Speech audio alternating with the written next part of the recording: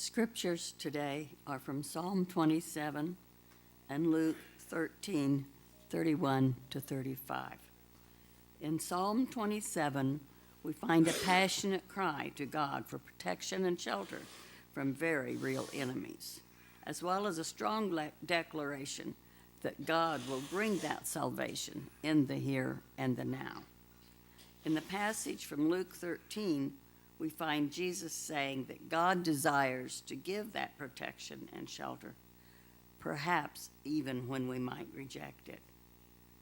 Listen now for how the scriptures help us cry out to God and also hear the voice of God responding. Psalm 27. Of David, the Lord is my light and my salvation. Whom shall I fear? The Lord is the stronghold of my life. Of whom shall I be afraid? When evildoers assail me to devour my flesh, my adversaries and foes, they shall stumble and fall. Though an army encamp against me, my heart shall not fear. Though war rise up against me, yet I will be confident. One thing I asked of the Lord, that I will seek after, to live in the house of the Lord all the days of my life, to behold the beauty of the Lord, and to inquire in his temple. For he will hide me in his shelter in the day of trouble. He will conceal me under the cover of his tent. He will set me high on a rock. Now my head is lifted up above my enemies all around me, and I will offer in his tent sacrifices with shouts of joy. I will sing and make a melody to the Lord. Hear, O Lord, when I cry aloud. Be gracious to me and answer me. Come, my heart says, seek his face. Your face, Lord, do I seek. Do not hide your face from me. Do not turn your servant away in anger, you who have been my help. Do not cast me off. Do not forsake me, O God of my salvation. If my father and mother forsake me, the Lord will take me up. Teach me your way, O Lord, and lead me on a level path because of my enemies. Do not give me up to the will of my adversaries, for false witnesses have risen against me. They are breathing out violence. I believe that I shall see the goodness of the Lord in the land of the living. Wait for the Lord. Be strong and let your heart take courage.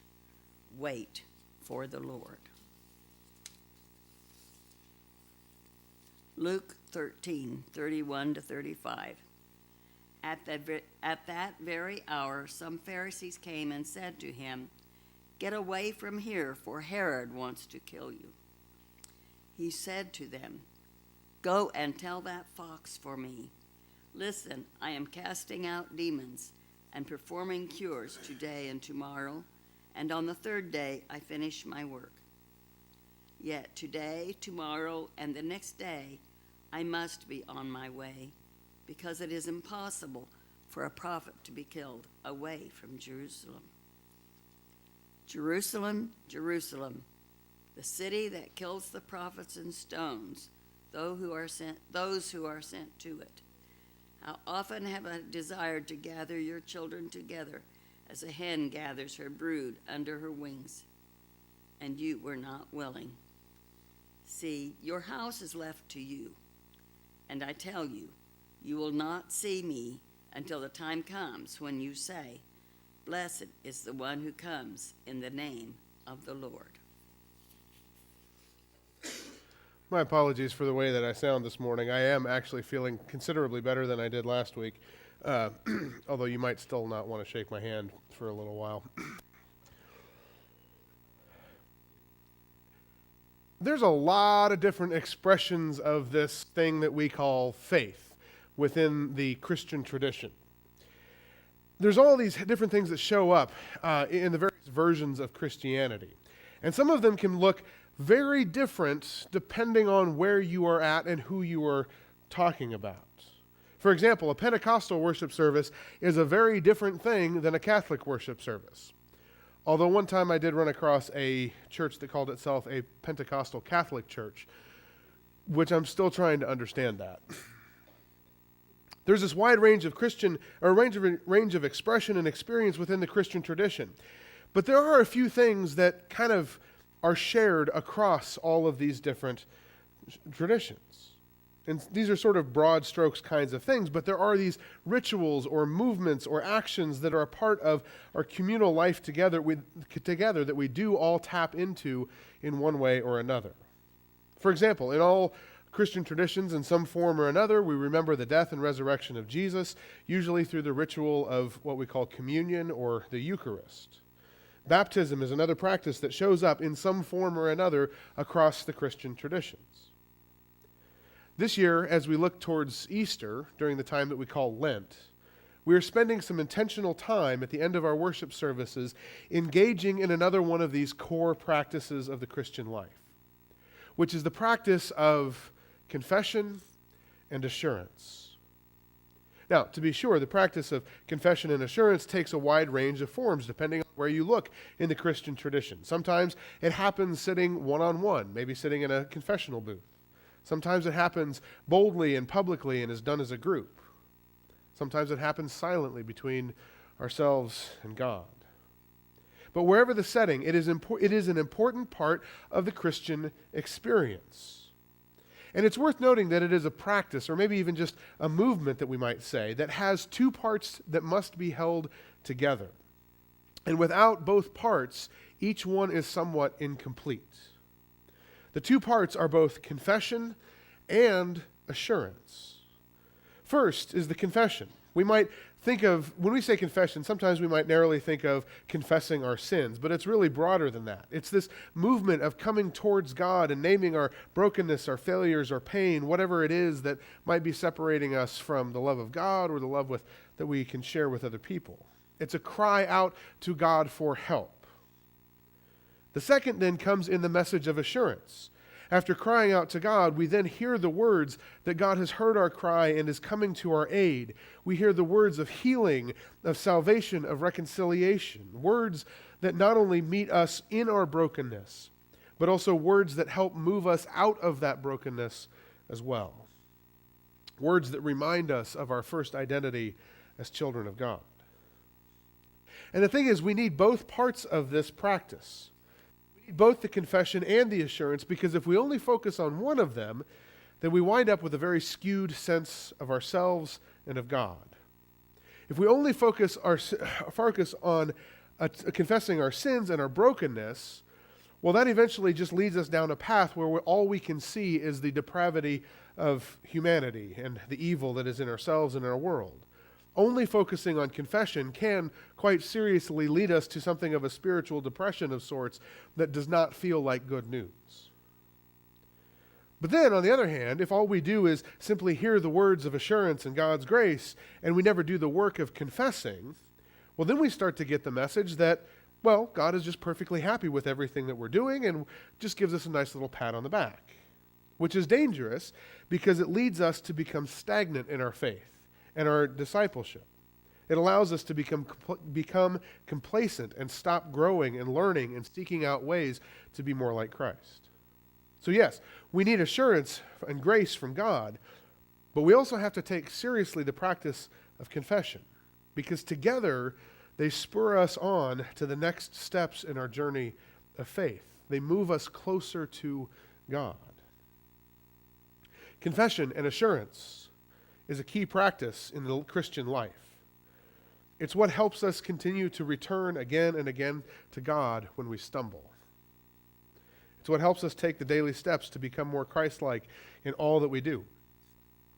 And interestingly, it's something that I think we can see at play in our two scriptures for this morning in a surprisingly powerful way. Psalm 27 and Luke 13 both come from what we call the lectionary readings. It's a set of scriptures that we have each Sunday for us to think about and to contemplate. Now, this week, when we hold these two particular scriptures together, I see a powerful expression of crying out to God and then also hearing the words of assurance straight from the mouth of Jesus. For starters, Psalm 27 is written from the perspective of someone who is under siege by enemies at all levels. And reading it, it doesn't really sound like it's particularly metaphorical. It sounds like the psalmist or the writer is physically under attack by enemies of all sorts. But he's also been abandoned by the people who should be supporting him. It not only talks about enemies attacking him, but even his own father and mother turning their backs on him. The psalmist speaks of adversaries lying about him and breathing out words of violence against him. Woven throughout this, the psalmist then cries out to God for help.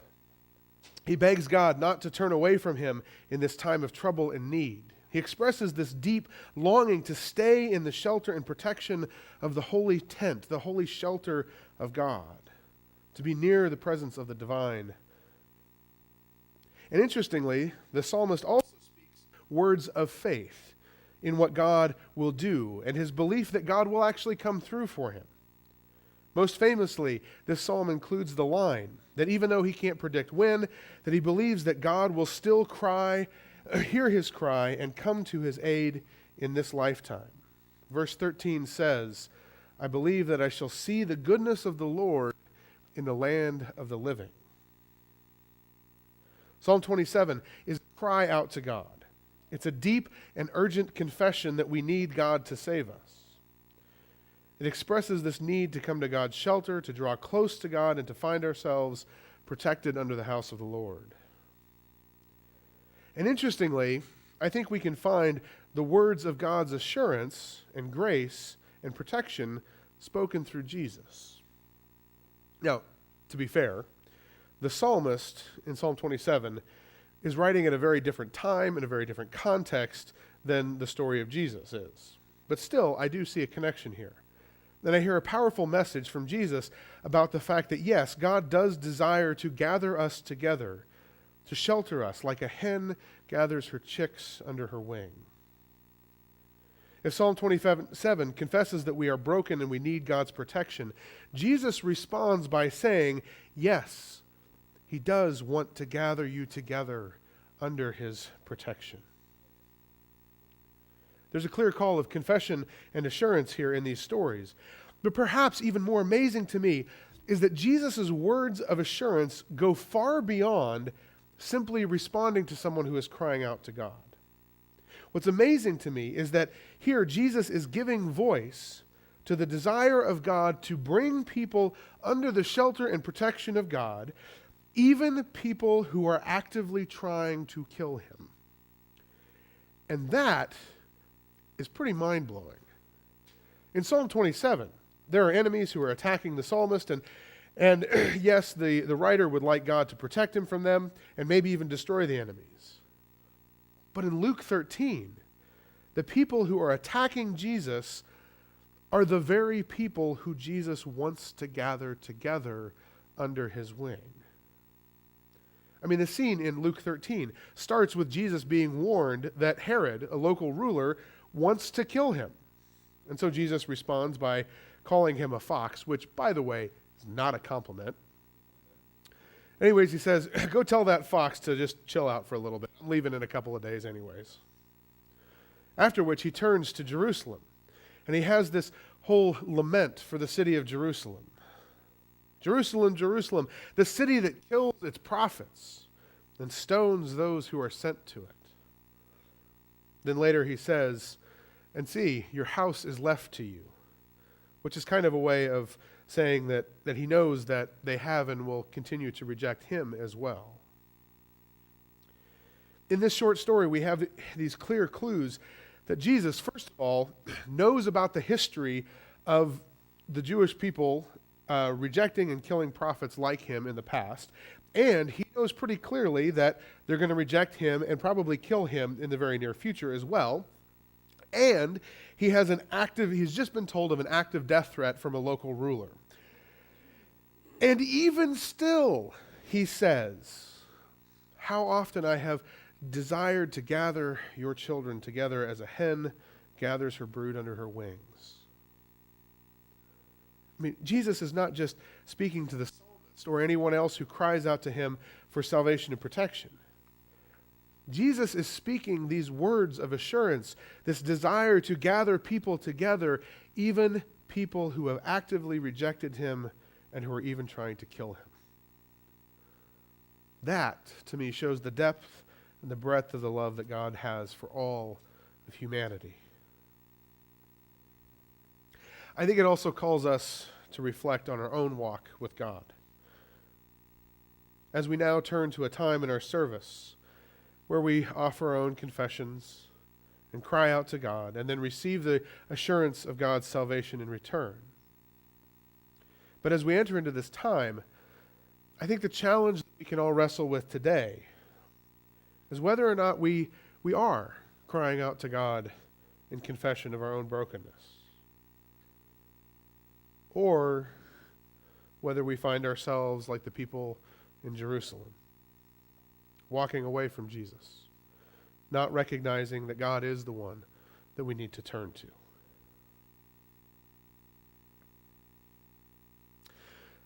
I now invite us to join together as Winnie begins to lead us in our time of confession and assurance. She will lead us in a time where Carolyn will then come up and share with us, after which there should be in your bulletin or on the screen, there will be a responsive reading that is printed for us to read. But Winnie will first begin. From Psalm 27, 7-9, Scripture says, Hear, O Lord, when I cry aloud, be gracious to me and answer me. Come, my heart says, seek God's face. Your face, Lord, do I seek. Do not hide your face from me. Do not turn your servant away in anger. You have been my help. Do not cast me off. Do not forsake me, O God of my salvation. Who will call upon the Lord today?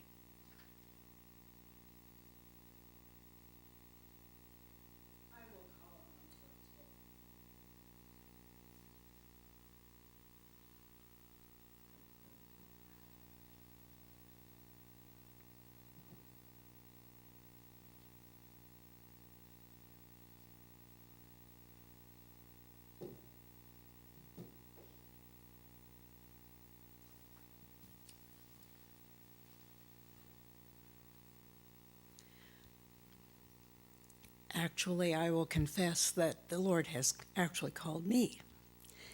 I had not delivered a prayer shawl to anyone for a considerable period of time, and in the last few weeks, I've delivered 7, and I think that the God was calling me to do that.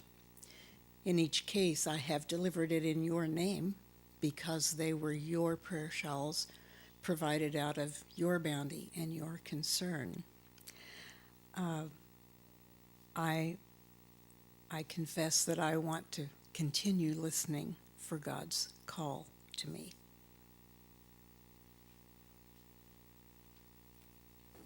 We are all invited to call upon the Lord today. Let us bring ourselves to God in prayer. Thanks for watching this video from the First Church of the Brethren in Wichita, Kansas. If you'd like to watch another video, click the link on the right. Thanks for liking, commenting, and subscribing on this video. And we'd love to have you join us on Sundays at 9:30 for Sunday school and 10:45 for worship. Everyone is welcome and you're invited.